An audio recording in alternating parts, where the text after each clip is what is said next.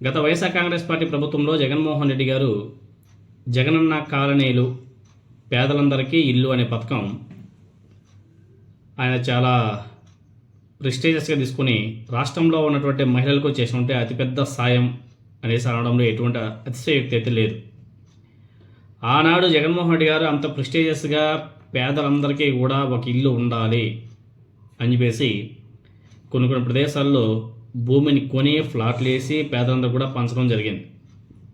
అప్పుడు తెలుగుదేశం పార్టీ జనసేన ఏ విధంగా మాట్లాడిందో మనం చూసాం. తెలుగుదేశం పార్టీ అయితే ఒక అడుగు ముందుకేసి ఏపీ హైకోర్టులో పిటిషన్ వేశారు.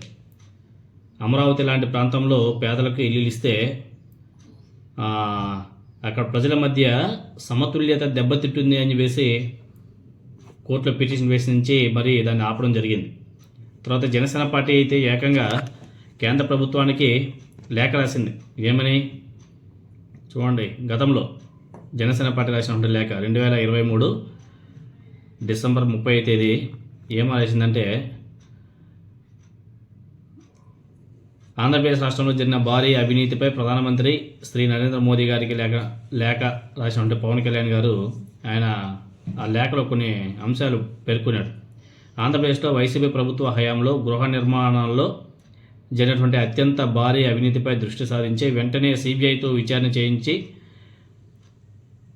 నిగ్గు తేల్చాలి అని చెప్పేసి గౌరవ ప్రధానమంత్రి నరేంద్ర మోదీ గారిని కోరుతూ శ్రీ పవన్ కళ్యాణ్ గారు పేదలకు సొంతిల్లు పేరుతో కేవలం స్థలాలను సేకరించడం కోసం వైసీపీ ప్రభుత్వం 35,141 కోట్ల నిధులను వెచ్చించింది. ఇందుకు సంబంధించి ఖర్చు చేసిన నిధుల్లో గోల్మాల్ జరిగింది. భారీగా నిధులు పక్కదారి పెట్టాయి. పేదలకు సంబంధించి ఇళ్ల నిర్మాణ ప్రాజెక్టు వ్యయం 1,75,420 కోట్లు అయితే ప్రభుత్వం మాత్రం 91,500 కోట్లుగా చెబుతుంది. ఈ అంశంలో అనేక సందేహాలు ఉన్నాయి. దీని మీద విచారణ చేయాలని చెప్పేసి పెద్ద లేఖ రిలీజ్ చేశారు పవన్ కళ్యాణ్ గారు. అవినీతి జరిగింది, ఆ ఇల్లు వాటి మీద కూడా సిబిఐతో ఇన్వెస్టిగేషన్ చేయించాలని చెప్పేసి ఆనాడు తెలుగుదేశం పార్టీ అదేవిధంగా జనసేన పార్టీ బీభత్సంగా మాట్లాడాయి. మరి ఇప్పుడు వీళ్ళు అధికారంలోకి వచ్చిన తర్వాత అదే ఇళ్ల పట్టాలను వాళ్ళకి ప్రజలకందరూ కూడా పంచుతున్నారు, అంటే ఇళ్ల పట్టాలను ఇస్తున్నారు. జగన్మోహన్ రెడ్డి గారి హయాంలో ఇల్లు కట్టించినటువంటి ఇళ్లను ఇప్పుడు ఈ కూటమి ప్రభుత్వం వాళ్ళకందరికి కూడా పంపిణీ చేస్తుంది. ఆనాడు వీళ్ళు ఏ విధంగా గగ్గోలు పెట్టారు. ఇప్పుడు ఆనాడు జగన్మోహన్ రెడ్డి గారు చేస్తేనేమో తప్పు అని చెప్పేసి మురిగారు. ఇప్పుడు వీళ్ళేమో దాన్ని పంచి పెడుతున్నారు. అంతా మా హయాంలోనే జరిగిపోయింది, మేమే చేసేసినామని చెప్పేసి అక్కడ కూడా క్రెడిట్ చోటు చేస్తున్నారు. మేమే కట్టేశాం. వీళ్ళు వచ్చారంటే ఇప్పుడు వీళ్ళు అధికారం చేపట్టి 20 నెలలు అవుతుంది. 20 నెలల కాలంలో ఎక్కడ కానీ ఒక్క కన్స్ట్రక్షన్ కూడా స్టార్ట్ చేయలే. అసలు వీళ్ళ హయాంలో ఇప్పటివరకు డెవలప్మెంట్ యాక్టివిటీస్ అనేది ఎక్కడ కానీ జరగలే. అలాంటిది వీళ్ళు మీ 20 లక్షల ఇల్లు కట్టేశాం, అవన్నీ కూడా పేదలకు ఇచ్చేస్తున్నామని చెప్పేసి మాట్లాడే ఎంతవరకు సమంజసం ఒకసారి మీ అందరూ కూడా ఆలోచన చేయవలసిన అవసరం కూడా ఉంది. ఈవెన్ జనసేన పార్టీ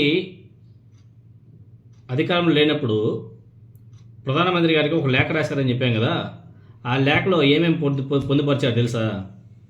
ఒకసారి ఆ లేఖను ఒకసారి చూస్తే అవును కదా, మరి అన్నీ కూడా వైసీపీలోనే జనసేన పార్టీనే చెప్తుంది కదా మొత్తం వైసీపీలో జరిగిందని చెప్పేసి, మళ్ళీ వీళ్ళు సెల్ఫ్ డబ్బాలు కొట్టుకుంటారని చెప్పేసి అనిపిస్తుంది.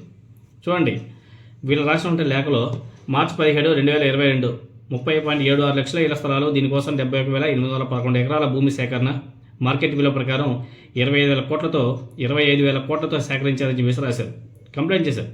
తర్వాత మే 29, 2022 30 లక్షల ఇళ్ల స్థలాల పంపిణీ అని చెప్పేసి ప్రకటన చేసి నవంబర్ 9, 2022 30.20 లక్షల ఇళ్ల స్థలాలను పంపిణీ అని చెప్పేసి ఆనాడు గృహ నిర్మాణ శాఖ మంత్రి ప్రకటించారని చెప్పేసి పవన్ కళ్యాణ్ గారు మాట్లాడడం జరిగింది. అదేవిధంగా డిసెంబర్ 30, 2022 21.26 లక్షల లబ్ధిదారుల కోసం చేస్తామన్న ఖర్చు 53,296 కోట్లు.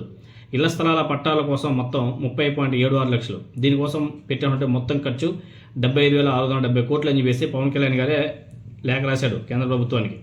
ఈ పథకం మీద రాష్ట్ర ప్రభుత్వం అక్టోబర్ 12, 2023 5 లక్షల ఇళ్లకు గృహప్రవేశం అని చెప్పేసి ఇచ్చినటువంటి పత్రికా ప్రకటనలో దీనికోసం 56,102 కోట్లు భూసేకరణ కోసం ఖర్చు చేసినట్టు కూడా వాళ్ళు పేర్కొన్నారు. అదేవిధంగా నీతి ఆయోగ్కి ఇచ్చినటువంటి నివేదిక సమాచారం ప్రకారం ఒకసారి చూస్తే జూన్ 10, 2021 30.76 లక్షల ఇళ్ల స్థలాలను అందించేందుకు 68,386 ఎకరాల భూమిని సేకరించారు. దీనిలో 28.30 లక్షల ఇల్లు నిర్మిస్తున్నట్టు చెప్పారు. ఎవరు చెప్పింది? నీతి ఆయోగ్ నివేదికలను పొందుపరిచారు. అదేవిధంగా అక్టోబర్ 7, 2022 31 లక్షల ఇళ్ల స్థలాలు, ఒక్కో స్థలం ఖరీదు 5 నుంచి 10 లక్షలు అని చెప్పేసి చెప్పారు. గృహ నిర్మాణం కోసం వైసీపీ ప్రభుత్వం గత 5 రాష్ట్ర బడ్జెట్లలో 23,106.85 కోట్ల మేర కేటాయించింది. అయితే దీనిలో వ్యయం చేసింది మాత్రం కేవలం 11,358 కోట్లు మాత్రమే అని చెప్పేసి చెప్పారు. ఇదే సమయంలో కేంద్ర ప్రభుత్వం ఏదైతే PMAY పథకం ఉందో ఆ పథకం ద్వారా రాష్ట్రానికి విడుదల చేసినంత తెలుసా? 14,000 కోట్లు. పైన చెప్పినటువంటి లెక్కలన్నీ కూడా మనం చెప్పే లెక్కలు కదయ్యా. జనసేన పార్టీ లెటర్ హెడ్లో రాసినటువంటి లెక్కలు. లెటర్ హెడ్లో రాసి ప్రైమ్ మినిస్టర్ మోదీ గారికి కంప్లైంట్ చేశారు. ఇవన్నీ కూడా తర్వాత 2023 అక్టోబర్లో జగన్మోహన్ రెడ్డి గారు 5 లక్షల ఇళ్లను పూర్తి చేసి సామూహిక గృహప్రవేశాలు చేయించారు. మీకు అందరికీ తెలిసిందే కదా. అప్పటికే మిగతా ఇళ్లలో స్లాబ్స్ పూర్తి చేసుకున్నవి అప్రాక్సిమేట్గా 50,657 ఇళ్ళు. ఇక స్లాబ్ చేసుకొని చేరుకున్నవి 1,00,000. బేస్మెంట్ లెవెల్ వరకు వచ్చినవి 4 లక్షలు అప్రాక్సిమేట్గా. బేస్మెంట్ లెవెల్ కంటే తక్కువ ఉన్నవి 7 లక్షల ఇల్లు.